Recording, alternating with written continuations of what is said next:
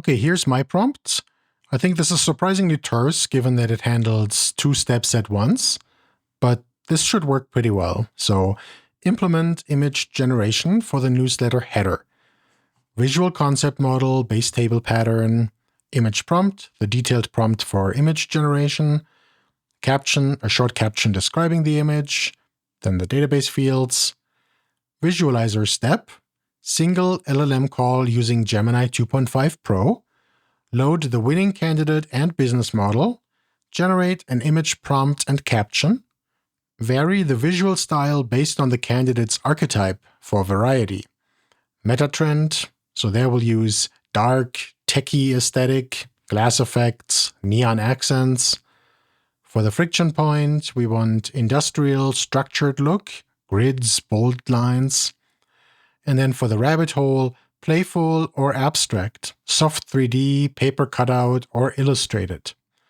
The system prompt should be an art director creating prompts for a tech newsletter header. And then the actual image generator step, use Pydantic AI with the Gemini 3 Pro image preview model. Load the visual concept from the previous step, generate the image, and save to output header.png.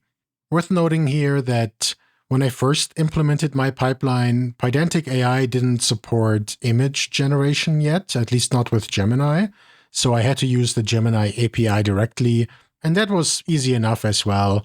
But they've since added this capability, so for consistency's sake, we can go through Pydantic AI here, and that'll also make it easier to swap this out for a different provider later. You know, if you want to change from Gemini to Anthropic or OpenAI or whatever you prefer. So let's submit this prompt. Let's do plan mode actually, just to make sure.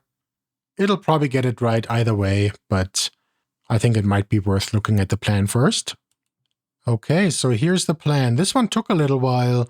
It actually asked me for permission a couple times along the way to run some Python commands. I think it was trying to figure out the function signatures for some of the Pydantic and Gemini API calls. So let's take a look in the plan. I have a feeling it might be proposing to use the wrong API here, and then we'll get that fixed. But let's take a look. 2 more steps: visualizer, image generator. That looks good. Files to modify, makes sense. There's our new visual concept base, and then the visual concept, image prompt and caption like we asked for. No separate model table for the generated image. The output is just a file. That's correct as well. And again, if you wanted, you could just throw the image file into the database as well. That's actually what I'm doing in my production system, and it makes it a little bit easier to inspect all the images with my admin UI and things like that. But I think for our purposes here, putting it in the file system is good enough. We need the repository. Okay, so this time we actually do need to add something to the AI model factory, so we can add our image generator model here. That's good. Visualizer step, art director persona, so 16:9 aspect ratio header, that's good. Inputs candidate, and then business model. Interesting. So it's making the same mistake here and calling this function to get the top candidate for the run, which again in the future might change to be non-deterministic. So we'll leave a comment here to change this. Okay, so I'm telling it to use the same pattern you used in the deep dive step instead. Load the business model first, then load the candidate referenced by the business model. Okay, process, build prompt, including startup details and archetype-specific style directive. So that's what we requested. See here, this is what I was afraid of based on the output I saw while it was working. So it says uses google.genai client directly, not Pydantic AI agent. Agent doesn't support image output. It does actually, it just doesn't know that it does. That tends to be one of these challenges where oftentimes its information is going to be slightly outdated and it'll insist something does or doesn't work in a certain way. So there's a couple of ways to work around this. With Pydantic, one option is, and it's a little bit heavyweight, but they actually support an MCP server. Now, they don't have a hosted version as far as I know, so you would need to download it. It's probably a Git repository. I forgot the details. And then you would need to run the Pydantic MCP server locally. And then you could actually point Claude code to this, and that would give it kind of a nice structured way to inspect APIs and things like that when it's working. So it's a very robust solution, and feel free to experiment with that. For the most part, it hasn't been necessary in my work, but this is one example where it might help. Alternatively, oftentimes it's actually sufficient to point it to the right website and have it figure things out from there. So I'm going to try that here. And worst case, we can also proceed as is.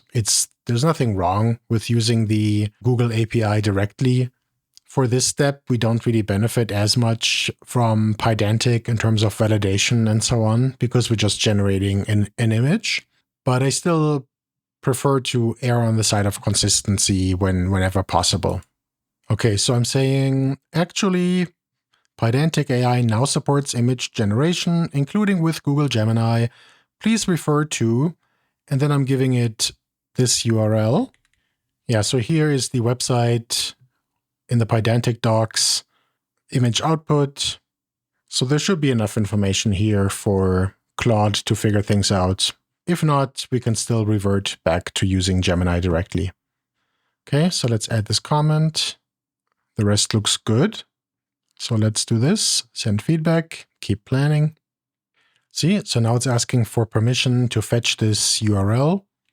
I'm going to allow anything from the Pydantic website, because usually Claude is pretty good at reading information on the web. Oftentimes it'll go out and do its own web searches to figure things out. Not sure why it didn't do that this time. It looks like it was just inspecting APIs directly. Okay, that was pretty quick. So supposedly it updated the plan. Here we go.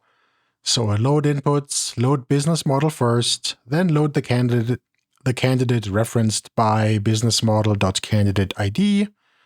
Same pattern as deep dive writer chain. Good. Here is the image generator step. Uses Pydantic AI agent with output type binary image. Pydantic AI supports image generation natively. Cool. I don't remember the exact API, so we'll try this out. If it runs into problems, we can always correct as needed. It's always nice to see the to-dos that it writes. So first we have the plan, then it translates that into a nice set of to-dos, and then it just checks those off as it goes along and implements things.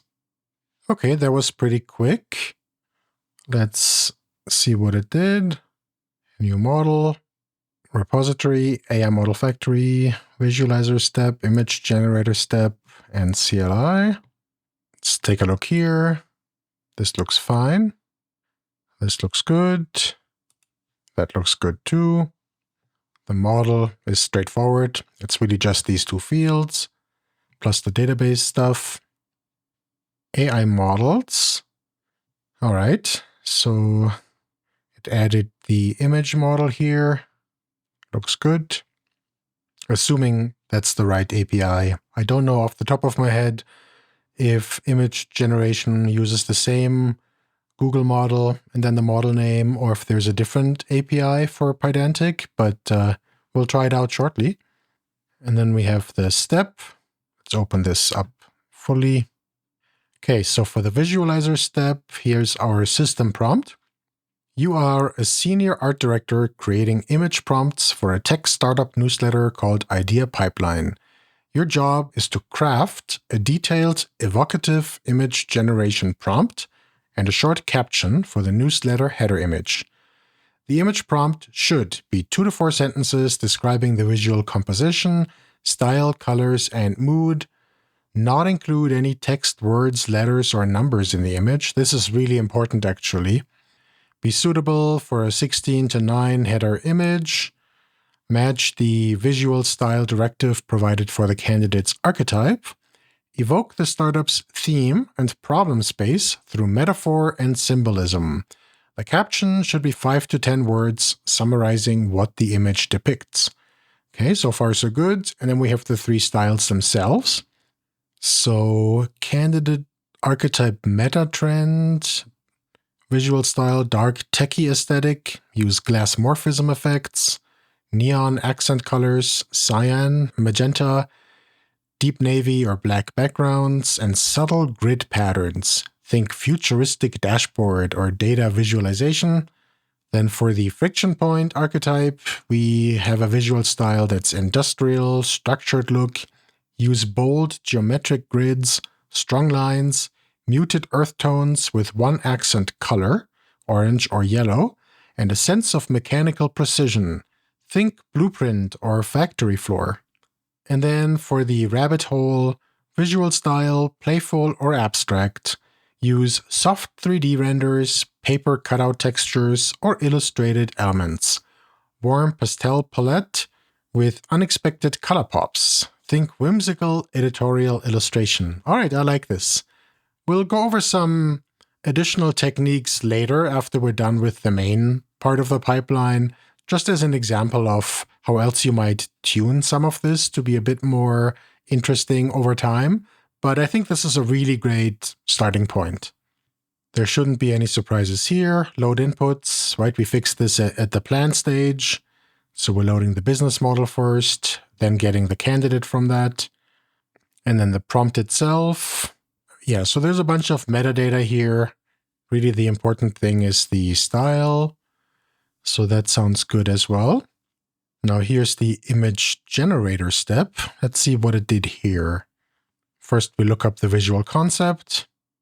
Okay, we run the agent. This should look a little different. Okay, so it's calling write bytes. All right, I don't know off the top of my head if this is the right syntax for dealing with binary data in the response. So we'll try it out and see what happens. But it looks good as far as I can tell.